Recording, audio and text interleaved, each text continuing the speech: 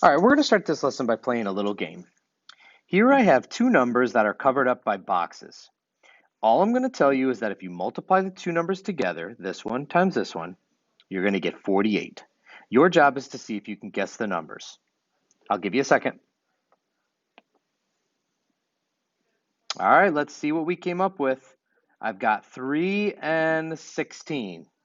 Did you guess one of the numbers? Maybe some of you did, maybe some of you didn't, but certainly it's not very easy to decide those two numbers. Let's play the game again, but I'm going to change the rules a little bit. This time, I'm going to tell you that if you multiply this number times this number, they multiply to 0. Now, can you guess either one of the numbers? You don't have to guess both.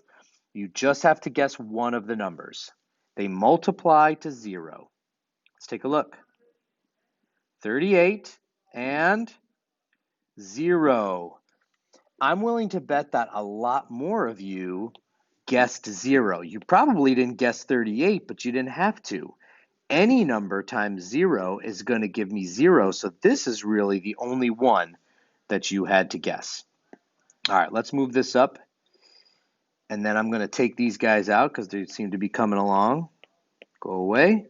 All right, so what that was about is that was about something that's called the zero product property. Zero product property we use all the time in algebra, but just like most properties, we don't talk about it very much. So what the zero product property states is, it says if A times B equals 0, then either A equals 0 or B equals 0, or of course, could be both. So how do we use this? We use this to solve, in particular, we solve equations that are in factored form. So this is factored form right here. Don't worry too much about what that is. We're going to talk a lot more about this later in this course, not even in this unit, but down the line, we're going to talk about this. But for now, what I have here is I have one thing here. I'll highlight it. I have one thing here being multiplied by another thing. And when I multiply them together, I get 0. So what does that tell me?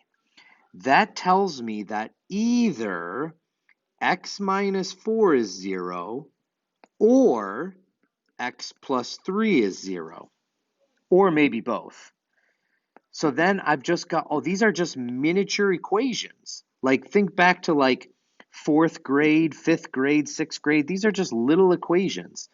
I'm going to add 4 to both sides, and I get 4. I'm going to subtract 3 from both sides. I get negative 3. And I'm going to give my answer in set notation. So x is either negative 3 or 4. I don't know which one. Doesn't matter. It's one or the other. Or, of course, maybe both. So let's take a look at that one more time. So once again, I have one thing being multiplied by another thing. And when I multiply them together, I get 0. So what does that tell me? That tells me that either x plus 1 is 0 or x plus 2 is 0. So now I just solve these. In this case, x equals negative 1. In this case, x equals negative 2. I'm going to give my answer in set notation, negative 1 or negative 2. And that's it. Simple as that.